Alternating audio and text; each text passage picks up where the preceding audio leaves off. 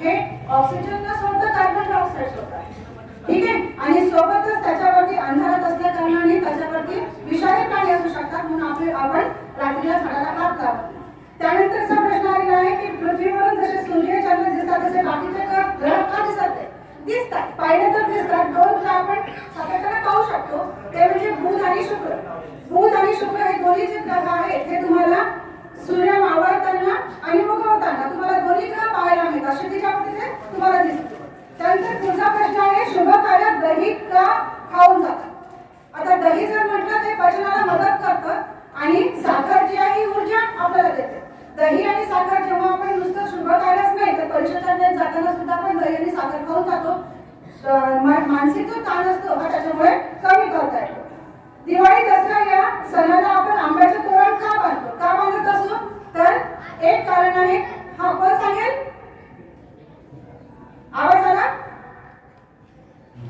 आंब्याचे तोरण बांधायचे कारण असं आहे की सकारात्मक ऊर्जा जी आहे ती आपण त्यापासून मिळवू शकतो आणि नकारात्मक ऊर्जा करू शकतो. त्यापेक्षा जास्त महत्त्वाचं की ऑक्सिजन. आंब्याच्या तोरणामध्ये किंवा पानांमध्ये ऑक्सिजन रिलीज करायचं प्रमाण जास्त असतं, त्यामुळे आपण आंब्याच्या पाण्याचं तोरण त्याला बांधतो. Very good morning to all of you.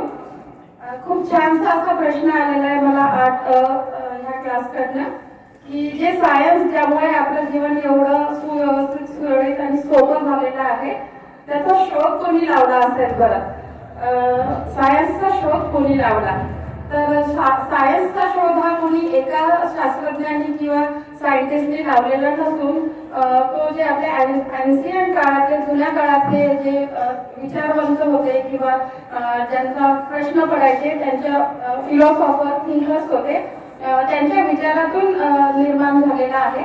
जसे Greek scientist Grigor John Mendel किंवा एरिस्टॉटल किंवा गॅलिलिओ गॅलिली यांचं यामध्ये सुरुवातीला फार मोठं योगदान राहिलेलं आहे. थँक्यू. वर्ग 7 मधून अतिशय छान प्रश्न आलेले आहेत. पहिला प्रश्न आहे त्यांचा, आपल्याला डोळे बंद केल्यावर कोणता रंग दिसतो? कोणता दिसत असेल? काळा. तर काळा तो दिसत नाही, तो असतो डोळ्यात राखाडी ग्रे कलर असतो. आता हा ग्रे कलर का दिसतो?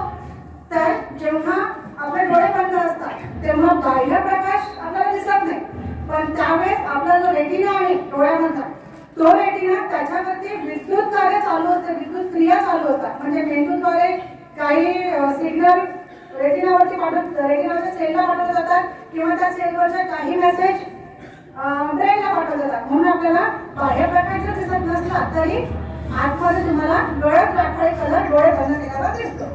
दुसरा पण अतिशय छान प्रश्न विचारलेला आहे की आपण एखाद्या मुलाने आपल्याला बोललेली गोष्ट आपण परत आठवण केल्यावर त्या मुलाचा आवाज ऐकू शकतो, पण तो आवाज आपल्या कानाने ऐकू येत नसतो. म्हणजे याला म्हणायचं असं आहे की एखादा मुलगा आपल्याशी बोलत आहे, आपण तो आवाज ऐकू शकतो, पण तो मुलगा गेल्यानंतरही आपल्याला त्याचं बोलणं जसं तसं आठवतं की तो मुलगा काय बोलला. तर त्याला उत्तर असं आहे की मेंदूची स्मरणशक्ती आणि कल्पनाशक्ती यांच्याशी निगडीत क्रिया आहे. कल्पनाशक्ती आणि स्मरणशक्ती, जे आपण पाहिलं ऐकलं ते आपल्या मेंदूत साठवून ठेवतात, नंतर ते आपल्याला जसं तसं आठवतं. एक तर इतका छान प्रश्न विचारलेला आहे की मला असं वाटतं कुणाच्या डोक्यातही हा विचार आला नसेल की पृथ्वीच्या अ टोकावर एक व्यक्ती आहे आणि ब टोकावर एक व्यक्ती आहे. आता अ टोक आणि ब टोक म्हणजे ध्रुव बोलायचं असतं त्याला कदाचित. उत्तर ध्रुव आणि दक्षिण ध्रुवावर दोन व्यक्ती उभ्या असेल तर त्या सरळ उभ्या असतील का? सरळ म्हणजे एका अ टोकावरची व्यक्ती सरळ आणि ब टोकावरची व्यक्ती उलटी उभी असेल तर त्याचं उत्तर होय.